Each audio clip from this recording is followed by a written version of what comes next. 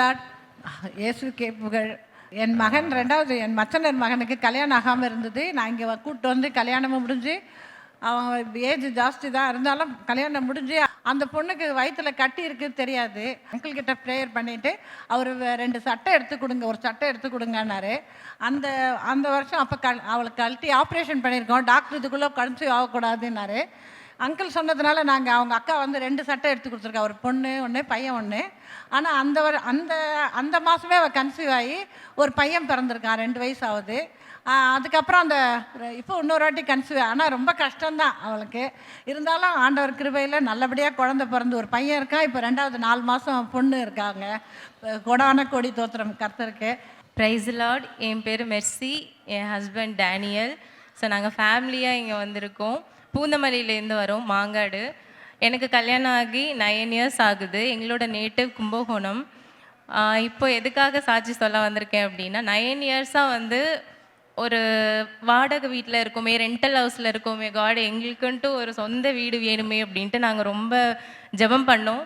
அந்த ஜெபத்தோட ஒரு அழுத்தம் வந்து எப்போ அதிகமாச்சுன்னா 2025 வந்து ரொம்ப ப்ரெஷர் அதிகமானுச்சு. ஸோ அந்த எண்ணங்கள் அதிகமாக வந்துக்கிட்டே இருந்துச்சு எங்களுக்கு. உங்களுக்கே தெரியும், சென்னையில் ஒரு வேறு ஊர்லேருந்து வந்து இடம் வாங்குறது அப்படிங்கிறது எவ்வளோ பெரிய கனவு அப்படின்றது. ஸோ அதோட ஒரு ப்ரெஷர் என்ன ஆச்சுன்னா, நாங்கள் மே மந்தில் வந்து சர்ச்சுக்கு இங்கே வந்தோம். நான் சின்ன பிள்ளையிலேருந்து வந்து பாஸ்டரோட நியூஸை டிவியில் பார்த்து வளர்ந்தவ. ஸோ ஃபஸ்ட் டைமாக வந்து நான் மே மந்த்து தான் அங்கிளை நேரில் பார்த்தேன். ஸோ அதுக்கப்புறம் வந்து அந்த மே மாதத்துலலாம் வந்து பயங்கர ப்ரெஷராக இருந்துச்சு எங்களுக்கு. டெய்லியுமே நைட் டைமில் தூங்க முடியாது.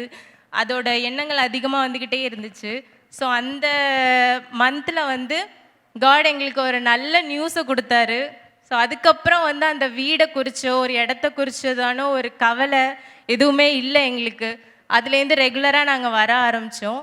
ஸோ லாஸ்ட் மந்த்து ப்ரேயருக்கு வரும்போது அங்கிள் மூலியமாக எங்களுக்கு ஒரு மெசேஜ் என்னென்னா, முத்திரையிடப்பட்ட பத்திரங்கள் உங்கள் வீட்டில் வந்து சேரும் அப்படின்ட்டு. ஸோ அதுக்கு சாட்சியாக பத்திரங்கள் வந்துருச்சு. ஆண்டவர் எங்களுடைய விஸ்வஸை நிறைவேற்றினார். அருமையான ஒரு இடத்த எங்களுக்கு ஆண்டவர் நாங்கள் இருக்கிற ஏரியாலேயே ஒரு சரௌண்டிங்கில் ஒரு நல்ல இடத்த எங்களுக்கு அமைச்சு கொடுத்தார். ஆண்டவர் எங்களோட கனவை நிறைவேற்றினார். ஆண்டவருக்கு கொடான கொடி நன்றிகள். ஆமாம்.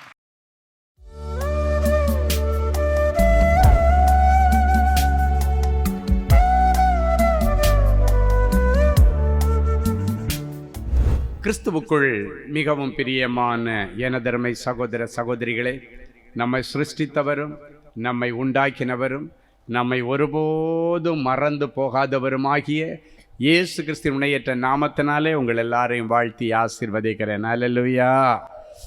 எல்லாரும் சந்தோஷமாக இருக்கீங்களா? இந்த நாளிலும் ஆண்டவருடைய பாதப்படியிலே அமர்ந்து, ஆண்டவரே என் பிள்ளைகளுக்கு என்ன மங்கள வார்த்தை சொல்லி பிள்ளைகளை ஆசீர்வதிக்க இன்றைக்கு பரலோகம் திட்டம் போட்டு வந்திருக்கிறது. நம்மை ஆசீர்வதிக்கும்படி ஆண்டவர் கொடுத்த மங்கள வார்த்தை அப்போஸ்தலனாகிய பவுல் எபேசியருக்கு எழுதின நிருபத்திலே 3ஆம் அதிகாரம் 20, 21 ஆகிய வசனங்கள் இப்படியாய் சொல்லுகிறது. வாசிப்போமா? நாம் வேண்டிக் கொள்ளுகிறதற்கும் நினைக்கிறதற்கும் மிகவும் அதிகமாய் நமக்குள்ளே கிரியை செய்கிற வல்லமையின்படியே நமக்கு செய்ய வல்லமை பொருந்தின அவருக்கு சபையிலே கிறிஸ்து இயேசுவின் மூலமாய் தலைமுறை தலைமுறைக்கும் சதா காலங்களிலும் மகிமை உண்டாவதாக. நாம் வேண்டிக் கொள்ளுகிறதற்கும் நினைக்கிறதற்கும் மிகவும் அதிகமாய் நமக்குள்ளே கிரியை செய்கிற வல்லமையை குறித்து இன்றைக்கு நாம் தியானிக்க போகிறோம்.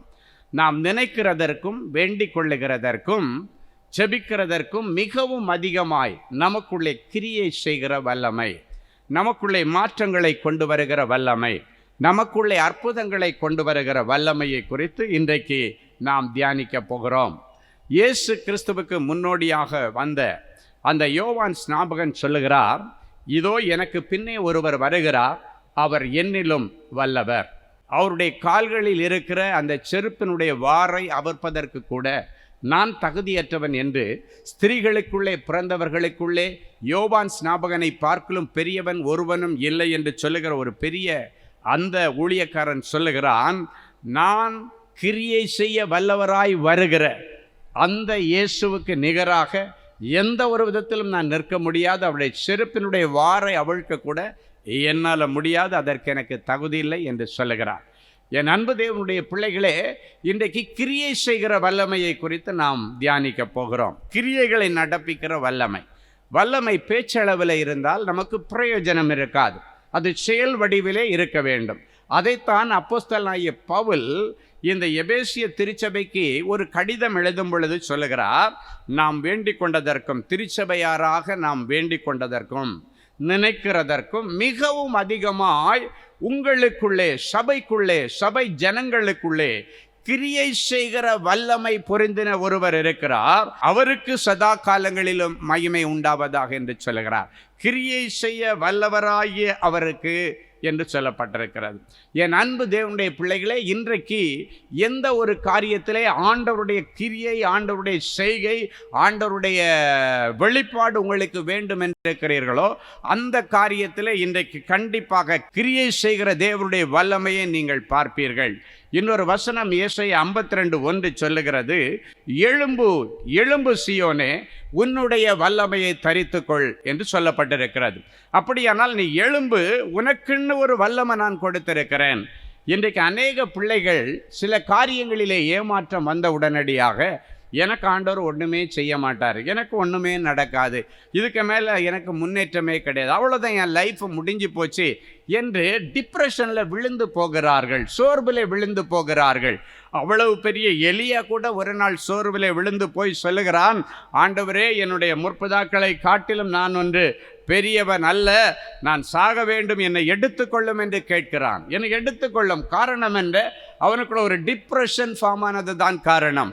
என் அன்பு தேவனுடைய பிள்ளைகளை, ஆண்டவர் அதற்காக அவனை எடுத்துக்கொள்ளவும் இல்லை, எடுத்துக்கொள்ளுவேன் என்று சொல்லவும் இல்லை. ஆண்டவர் சொன்னார், உன்னை வச்சு நான் நிறைய திட்டம் போட்டிருக்கேன்டா, அது செய்து முடிக்கிறது வரைக்கும் நீ சொல்கிற மாதிரியெல்லாம் உன்னை கூப்பிட முடியாது என்று ஆண்டவர் சொன்னார்.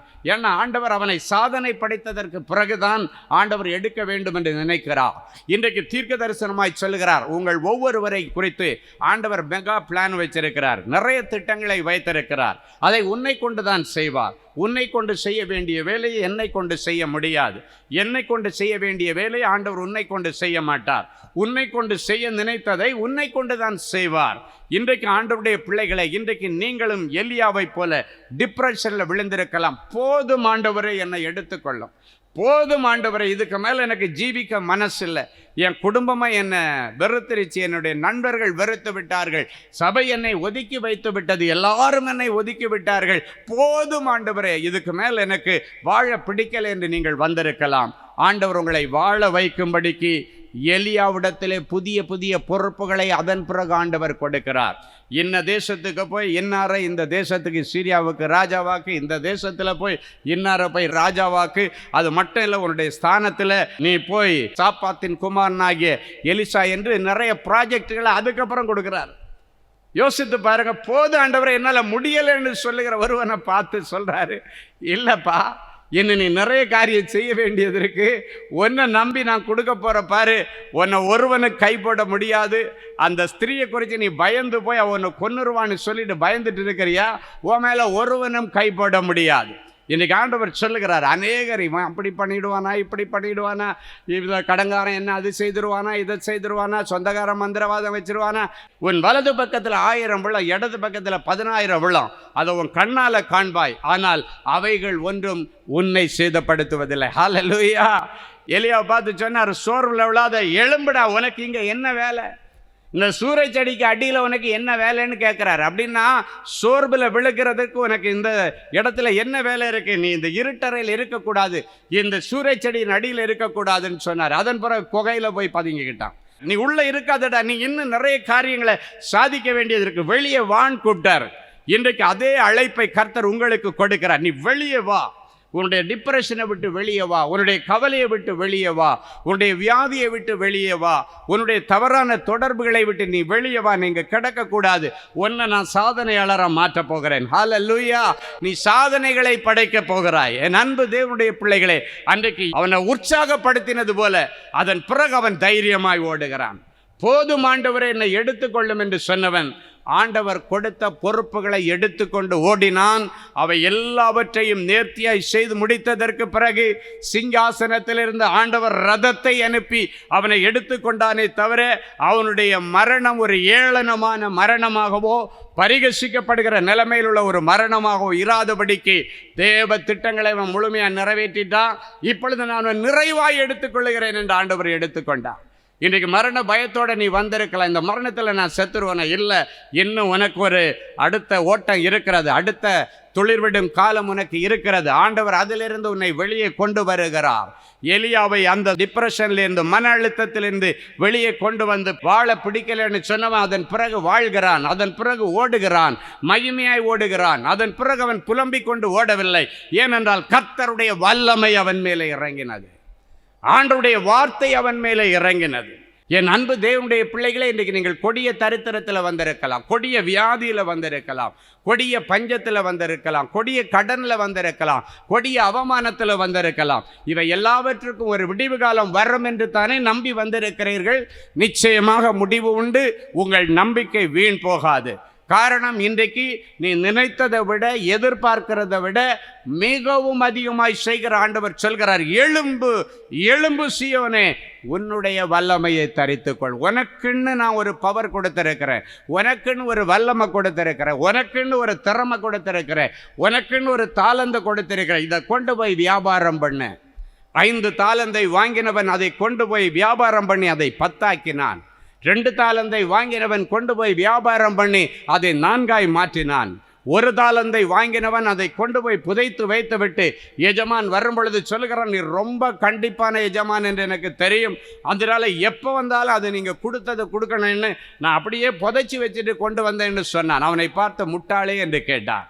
என் அன்பு தேவனுடைய பிள்ளைகளை, அநேக பிள்ளைகள் இந்த 1 தாளந்தை வாங்கினவனை போல எடுத்துக்கொண்டு அப்படியே புதைச்சி வச்சுட்டு, என்னிடத்துல ஒன்றும் இல்லை, எனக்கு எந்த தகுதியும் இல்லை, எனக்கு எந்த திறமையும் இல்லை, எனக்கு எந்த அழகும் இல்லை, எனக்கு எந்த சௌந்தரியம் இல்லை, எனக்கு திறமையே கிடையாது, நான் இந்த உலகத்தில் எதுவுமே செய்ய முடியாது என்று நீ சொல்லி கொண்டிருக்கிறது வரைக்கும் உன்னால் ஒன்றும் செய்ய முடியாது. இன்றைக்கு மாற்றி சொல்லி பாருங்கள், பலப்படுத்துகிற கிறிஸ்துவினாலே எல்லாவற்றையும் செய்ய எனக்கு பலன் உண்டு என்று சொல்லி பாருங்கள். எல்லாவற்றையும் செய்கிற பலனையும் தருவார். சாதனைகளை படைக்கக்கூடிய கிருபைகளையும் கர்த்தர் இன்றைக்கு கொடுப்பார். நீங்கள் இருக்கிற லாகால, நீங்கள் இருக்கிற ஃபீல்டில் நீங்கள் எல்லாரும் எழும்பி பிரகாசிக்கிறதை என்னுடைய தரிசன கண்களிலே ஆண்டவர் காண்பிக்கிறார். இனி அதை உங்கள் சொந்த கண்கள் காணும். வயதாகிவிட்டதே என்று நீ நினைக்க வேண்டாம். வயதானாலும், அந்த வயது போனாலும், அதற்கெல்லாம் அப்பாற்பட்டு உன்னுடைய வயதில் இருந்து கொண்டு உன்னால் என்ன சாதிக்க முடியுமோ அதை சாதிக்க வைக்கும்படி ஆண்டவருடைய அனுக்கிரக கரம் இன்றைக்கு உங்கள் மேலே விழுகிறது. அவருடைய வல்லமை பொருந்தின கரம் உங்கள் மேலே விழுகிறது. அவர் சொல்லுகிறார், நீ நினைக்கிறதை விட, எதிர்பார்க்கிறதை விட, வேண்டிக் கொண்டதை விட மிகவும் அதிகமாய் உனக்கு செய்ய போகிறேன். முதல்ல எழும்பி புறப்படணும். நகோமியுடைய வாழ்க்கையை நீங்கள் பார்த்தீங்கன்னா, அவளும் டிப்ரெஷனில் விழுந்தவ தான், மனம் உடைஞ்சு போனவ. தன்னுடைய புருஷனை இழந்து அதுக்கப்புறம் 2 பிள்ளைகள் இருக்கிற தைரியத்தில் இருந்து இப்போ வயதான விதவையாக இருக்கிறான். ஒரு வீட்டில் 3 விதவைகள், 1 வயதான விதவை, 2 இளம் விதவைகள். நல்ல கவனிங்க. அந்த 2 விதவைகளில் ஒருத்தி உலக பிரகாரமான முடிவெடுத்து விட்டாள். தன்னுடைய மாமியை முத்தம் செய்துவிட்டு, நான் எங்கள் அம்மா வீட்டில் போய் வேறு கல்யாணம் பண்ணிவிட்டு லைஃப்பில் செட்டில் ஆக போகிறேன்னு சொல்லி கிளம்பிட்டாள். ஏன்னா அவங்க மாமியார் ஒரு ஆப்ஷன் கொடுக்குறாங்க, ஏம்மா இந்த சிறு வயதில் ஒரு விதவை கோலம் அப்படின்றது எவ்வளோ பெயின் என்று எனக்கு தெரியும். எனவே நீங்கள் நாம் பட்ட கஷ்டத்தை நீங்கள் படக்கூடாது. அதனால் நீங்கள் சின்ன பிள்ளைங்க, உங்களுக்கு வயசு இருக்குது, இன்னும் நீங்கள் வாழலாம், அதனால் நீங்கள் உங்கள் அம்மா வீட்டுக்கு போயிட்டு வேறு கல்யாணம் பண்ணிவிட்டு நீங்கள் செட்டில் ஆகுங்க என்று சொல்லி ஒரு ஆப்ஷன் கொடுத்தாள். ஒருத்தி உடனடியாக நேராக போய் தன்னுடைய மாமியாரை ஒரு முத்தம் கொடுத்துட்டு அழகாக வீட்டுக்கு போயிட்டா. அவளை குறித்து அதன் பிறகு வேதத்திலே ஒரு இடத்திலும் எழுதப்படவில்லை. அவள் உலக பிரகாரமாக முடிவெடுத்துட்டு அவள் போயிட்டா. ஆனால் இன்னொருத்தி பெயர் ரூத். அவள் சொல்லுகிறாள், நான் உங்களை விட்டுட்டு எங்கேயும் போகிறத பற்றி நீங்கள் பேசக்கூடாது. அவள் சொல்கிறா, உம்முடைய தேவன் என்னுடைய தேவன். எப்போ உங்கள் வீட்டுக்கு நான் வாழ்க்கப்பட்டு வந்தனோ, அது வாழ்ந்தாலும் சரி விழுந்தாலும் சரி, கடைசி வரைக்கும் இதுதான் என்னுடைய குடும்பம் என்று சொல்கிறா. நான் என்ன கஷ்டப்பட்டாலும் பரவாயில்லை, உங்கள் தெய்வம் என்னுடைய தெய்வம், உங்களுடைய குடும்பம் என்னுடைய குடும்பம்னு சொல்லிட்டு நீங்கள் எங்கே போகிறீங்களோ அங்கே நான் உங்கள் கூட வர்றேன்னு சொல்லிட்டு அவள் அழகாக தன்னுடைய மாமியாரோடு புறப்பட்டு விட்டாள். எங்கே போகிறா? ஆகாரம் கிடைக்கிறது பெத்லகேமிலே என்று சொல்லி கேள்விப்பட்டு சொந்த ஊரில் போய் செட்டிலாக போகிறாங்க. டிப்ரெஷனில் கிடந்தவ நான் இப்படியே போகிறேன் எங்கள் அம்மா வீட்டுக்குன்னு சொல்லி அவன் கிடைக்கவில்லை. தன்னுடைய மாமியுடைய சுகவாழ்வை விரும்பி அவள் எழும்பி புறப்பட்டாள். புறப்படும் பொழுது ஆண்டவர் அவள் மேல் கிருபையாயிருந்து அவருடைய வல்லமை அவர் மேல் அனுப்பினார். போன இடத்துல பாருங்க, அவன் நினச்சி பார்க்காத ஒரு நல்ல லைஃபு, நல்ல ஒரு வாழ்க்கை, நல்ல அழகான ஒரு புருஷன், நல்ல பிள்ளை, அதுவும் அந்த கோத்திரத்தில் இயேசு பிறக்கக்கூடிய ஒரு பெரிய பாக்கியத்தை அவள் அடைந்தாள். காரணம் என்ன? அவள் விழுந்து கிடந்தவள் எழுந்து புறப்பட்டாள். இன்னைக்கு விழுந்து கிடக்கிற நீ எழுந்து புறப்படு. இருக்கிற கொஞ்சம் பலத்தில் எழும்பி போன்னு ஆண்டவர் சொல்லுகிறார். உனக்கு இருக்கிற இந்த பலத்தோட போ, உன்னை அனுப்புகிறவர் நான் அல்லவா? பல அரியஸ் வச்சிருக்கிறியா? கவலைப்படாத, இந்த பலத்தோட எழும்பி போ, உன்னை நான் ஆசீர்வதிப்பேன், உனக்கு நல்ல வெற்றியை நான் கொடுப்பேன் என்று கர்த்தர் சொல்லுகிறார். அது ஆண்டவருக்கு லேசான காரியம். பலன் உள்ளவங்களுக்குனாலும் பலனே இல்லாதவங்களுக்குனாலும் உதவி செய்வது என் ஆண்டவருக்கு லேசான காரியம். ஹல்லேலூயா! என் அன்பு தேவனுடைய பிள்ளைகளை எல்லாம் முடிந்தது என்று சொல்லும் பொழுது ஒரு புதிய ஆரம்பத்தை கர்த்தர் உனக்கு கொடுக்கிறார். ஒருவேளை உன்னுடைய படிப்பு முடிஞ்சிருச்சு, இதுக்கு மேல உனக்கு எந்த கல்லூரியில இடம் கிடைக்காதுன்னு நீ நினைக்கிற, ஆண்டவர் மனசு வச்சா ஒரு கல்லூரி முதல்வருடைய இருதயத்தில் பேசி உன் பேர்ல என்னதான் பிளாக் மார்க் இருக்கட்டும், அந்த பிளாக் மார்க்கை ஒயிட் மார்க்கா மாற்றி மனுஷர் கண்களில தயவு கிடைக்க என் ஆண்டவர் உனக்கு உதவி செய்வார். இந்த வருஷம் உனக்கு வாய்ப்பு காத்திருக்கிறது மகனே. உன்னுடைய பழைய வாழ்க்கைக்கு முடிவு வருகிறது. நீ நேரத்தையும் காலத்தையும் பிரயோஜனப்படுத்தி நன்றாக படித்து உன் குடும்பத்திலே இனி பொறுப்புள்ள பிள்ளையாயிருப்பார். எல்லாரும் உன்னை குறித்து சொன்னார்கள், இப்படி ஒரு பிள்ளையை பெத்து வச்சிருக்கிறேன்னு சொல்லி உன்னுடைய தாய் தகப்பனை பார்த்து உன் மூலமாக இழிவான வார்த்தைகளை பேசினார்கள். இன்றைக்கு ஆண்டவர் சொல்லுகிறார், மகனே, தள்ளப்பட்ட கல்லாய் கிடக்கிற உன்னை ஆண்டவர் தூக்கி மூளைக்கல்லாய் நிறுத்தப் போகிறார். எந்த பெற்றோருக்கு வேதனை கொடுக்கிற பிள்ளையாய் இருந்தாயோ, உன்னை இனி அந்த பெற்றோருக்கு ஆதரவுள்ள பிள்ளையாய் நான் மாற்றுவேன் என்று கர்த்தர் சொல்லுகிறார். இன்னைக்கு மாற்றங்களின் இரவு, ஒரு மாற்றத்தை கர்த்தர் கொடுப்பார். எப்படிப்பட்ட மாற்றம் தெரியுமா? நீ விரும்பின மாற்றம் அல்ல, நீ விரும்பினதை விட அதிகமான மாற்றத்தை கர்த்தர் கொடுப்பார். நீ விரும்பினதை விட அதிகமான வருமானத்தை கர்த்தர் கொடுப்பார். நீ விரும்பினதை விட அதிகமான சம்பளத்தை கர்த்தர் கொடுப்பார். ஒருவேளை நீ நினைக்கலாம், ஆண்டவரே, இந்த சின்ன வருமானத்தை வச்சு விலைவாசியெல்லாம் ஏறின காலத்துல என் பிள்ளைகளை நான் எப்படி போஷிப்பேன்? பிள்ளைக்கு ஃபீஸ் கட்ட வேண்டியது வருகிறது. பிள்ளைக்கு ஃபீஸ் கட்ட எங்கிட்ட பணம் இல்லை ஆண்டவரே. ஒரு பெரிய தொகை நான் ஃபீஸ் கட்ட வேண்டியது இருக்கிறது. இந்த சின்ன வேலையிலிருந்து வருகிறத வச்சு என் பிள்ளை பெரிய படிப்பு கேட்கிறானே, என் மக பெரிய படிப்பு கேட்கிறாளே, என் பிள்ளை வெள்ளியும் பொண்ணும் கேட்கல, என்ன படிக்க வச்சிருக்கம்மா, எனக்கு வேற ஒன்னும் சொத்து நீங்க தர வேண்டாம், என்ன எப்படியாவது படிக்க வச்சிருங்க. பிள்ளை அழுறாளேன்னு சொல்லி நீ கண்ணீரோட வந்திருக்கிற. உன்னுடைய கண்ணீரோடு என் ஆண்டவர் இணைகிறார். உன் பிள்ளையை படித்து ஆளாக்குவதற்கு நீ என்ன செய்வது என்று யோசித்துக் கொண்டிருக்கிறார். இயேசுவை வைத்துக் கொண்டு நீ யோசிக்க வேண்டிய அவசியம் இல்லை. இயேசுடத்தில் ஒரே வார்த்தை சொன்ன, ஆண்டவரே, என் பிள்ளை தெரிஞ்சோ தெரியாமலோ இந்த பெரிய படிப்புக்கு படிக்க ஆசைப்பட்டுட்டான். என் பிள்ளைக்கு இந்த ஆசையை நிறைவேற்றி கொடுக்க எனக்கு வழி திறப்பீராக என்று நீங்க கேட்டீங்கன்னா, நானே வழி என்று சொன்ன ஆண்டவர் உன் பிள்ளைக்கு படிப்பிற்கு வழி திறப்பா. உன் பிள்ளை நல்ல படிச்சு சாதனைகளை படைக்க ஆண்டவர் இன்றைக்கு அனுக்கிரகம் பண்ணுவார். ஹல்லேலூயா! பிள்ளைக்கு கல்யாணம் வச்சிருக்கிறேன், ஏதோ ஆசையில என் பிள்ளைக்கு நல்ல இடம் வந்ததுனால இவ்வளவு போட்டுறேன், இவ்வளவு பணம் கொடுக்குறேன், இவ்வளவு நகை கொடுக்குறேன், நின்ன பொருளெல்லாம் கொடுக்குறேன்னு ஆசையில என்னமோ நான் உற்சாகத்துல சொல்லிட்டேன். இப்ப எல்லாரும் என்ன திட்டுறாங்க, எப்படி கொடுப்ப நீ இவ்வளவு? உன் வசதிக்கு சொல்லி இருக்கலாம்ல, உனக்கு வசதிக்கு தகுந்த மாதிரி இதுதான் என்னால செய்ய முடியும் சொல்லி இருக்கலாம்ல, எதுக்கு வாயை விட்ட, எதுக்கு வார்த்தையை விட்ட என்றெல்லாம் சொல்லி உன்னை எல்லாரும் திட்டிக் கொண்டிருக்கிறார்கள். எல்லா தாய்மார்களுக்கும் தகப்பன்மார்களுக்கும் தன் பிள்ளைக்கு நிறைய செய்யணும் என்ற ஆசை இருக்கும். அந்த ஆசை தான் உனக்கும் இருந்தது. இது பேராசையாக மனுஷன் எடுத்துக்கொள்ளலாம், ஆனால் ஆண்டவர் அதை பேராசையை எடுத்துக்கொள்ளவில்லை. உன் பிள்ளையின் மேல நீ வைத்திருக்கிற ஆசையின் நிமித்தம் நீ இதை சொன்னாய் என்று ஆண்டவர் எடுத்துக்கொள்கிறார். இப்ப கூட ஒண்ணும் கெட்டு போகல. ஐயோ, என்னுடைய வாக்கை நான் காப்பாற்ற முடியாம போயிருமோ, நான் சொன்னபடி கொடுக்க முடியாம போயிருமோ, அவமானம் வந்து விடுமோ, நாட்கள் நெருங்கி கொண்டிருக்கிறதே என்று யோசித்துக் கொண்டிருக்கிற மகளை நேசி சொல்லுகிறார். உன் மக உனக்கு மட்டுமா மக? என்னுடைய பிள்ளை. அது சிங்காசனத்தில் இருந்த ஒரு தீபத்தை தான் உன் கற்பத்துக்குள்ளே நான் அனுப்பினேன். உன் பிள்ளைய கரை சேர்க்க உனக்கு எவ்வளவு ஆசை இருக்கிறதோ அதை விட ஆசை எனக்கு இருக்கிறது. உன்னுடைய வீட்டு கல்யாணமா அல்ல, ஏசப்பா சொல்றாரு, என் வீட்டு கல்யாணமாக நான் எடுத்து உன் பிள்ளையுடைய திருமணத்தை நான் நடத்தி தருவேன். நீ பயப்படாத, நல்லது நடக்கும், நற்செய்திகள் வரும் என்று ஆண்டவர் சொல்லுகிறார். அநேக பிள்ளைகள் இன்னைக்கு அநேக கேள்விகளுக்கு பதில் தெரியல, எங்க போய் நிப்பது தெரியல, இது எங்க போய் முடிய போகுதோ தெரியல. நாளுக்கு நாள் பிரச்சனை யாருகிட்டே போகுது, நாளுக்கு நாள் வேதனை பெருகி கொண்டு போகிறது. எங்க போய் முடிய போகுதோ, என்னவாக போகிறதோ என்று கண்ணீரோடு வந்திருக்கிறார். என் இயேசு சொல்லுகிறார், முடிவு சம்பூர்ணமாயிருக்கும், நல்லதாயிருக்கும். காரியம் மாறுதலாய் முடிந்தது யூத ஜனங்களுக்கு, ஏன் உனக்கு காரியம் மாறுதலாய் முடியாது? 3 நாட்கள் உபவாச ஜெபத்திற்கு பிறகு அழிவின் விளிம்பில் இருந்த யூத ஜனங்களுக்கு சாதகமாக சட்டம் இயற்றப்பட்டது.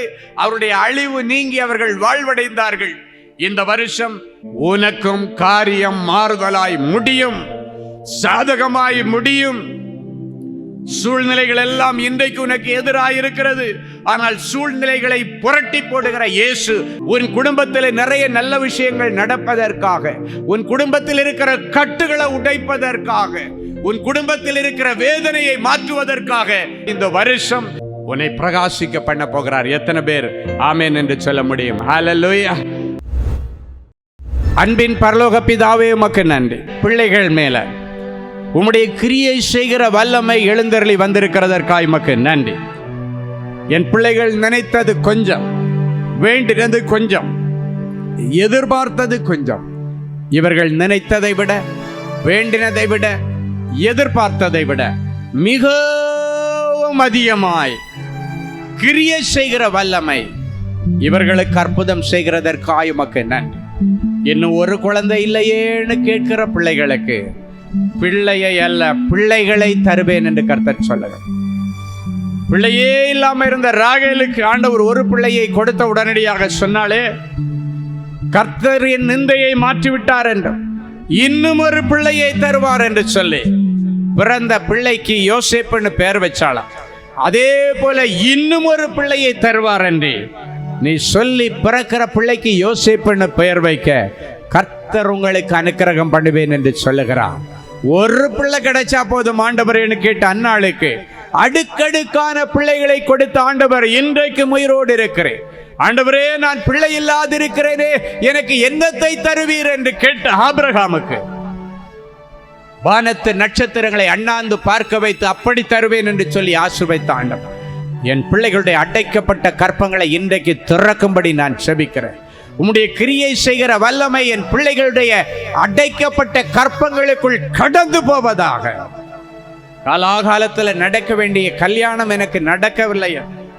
யாரோ கோல் மூட்டிட்டு இருக்கிறாங்களே, யாரோ என்னை பத்தி குறை சொல்லிட்டு இருக்கிறாங்களே, வர்றதெல்லாம் தட்டி தட்டி தள்ளி தள்ளியே போயிருத. யார் என் குடும்பத்தை பத்தி தப்பா பேசி கொடுக்கறாங்க? பொண்ணு வீட்டுல யாரு தப்பா சொல்றாங்க? மாப்பிள்ளை வீட்டுல என்ன பத்தி யாரு தப்பா சொல்றாங்க?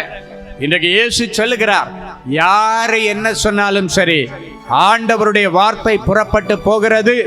உனக்கென உரியதை உனக்கென வைத்திருக்கிற ஆண்டவர் உனக்காக நான் ஆயத்தம் பண்ணி இருக்கிற குடும்பத்திலே உன்னை கொண்டு போய் சேர்க்கவும் ஏற்பாடுகளை செய்யவும் இதோ நான் ஒரு தூதனை அனுப்புகிறேன். எலியேசர் புறப்பட்டு போயாச்சு. இனி யாருடைய எந்த தடைகளும் இனி உனக்கு விரோதமாய் செயல்படுவதில்லை.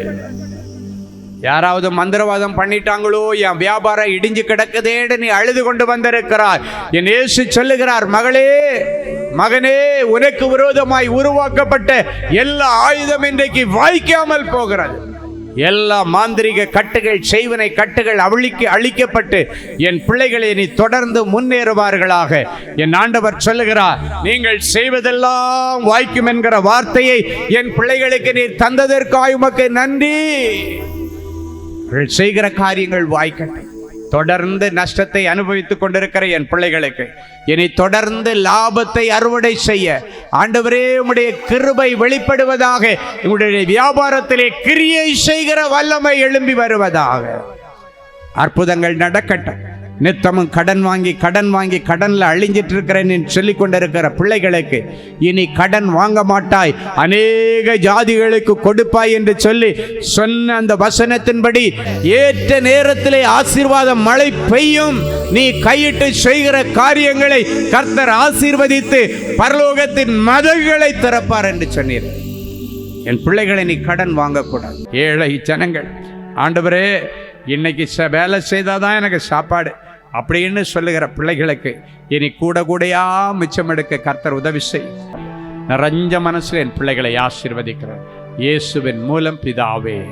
ஆமேன், ஆமேன். அன்பு தேவனுடைய பிள்ளைகளே, இந்நிகழ்ச்சியின் மூலம் நீங்கள் பெற்றுக்கொண்ட ஆசீர்வாதங்களையும் உங்கள் ஜெப விண்ணப்பங்களையும் அனுப்ப வேண்டிய முகவரி தேவனின் அன்பு ஊழியங்கள், Vinayak avenue, OMR road, Okkiyam, Thoraipakkam, Chennai 600097. மேலும் 24 மணி நேர ஜெப உதவிக்கு 04424547999 மற்றும் 9941150999 என்ற எண்களுக்கு தொடர்பு கொள்ளுங்கள்.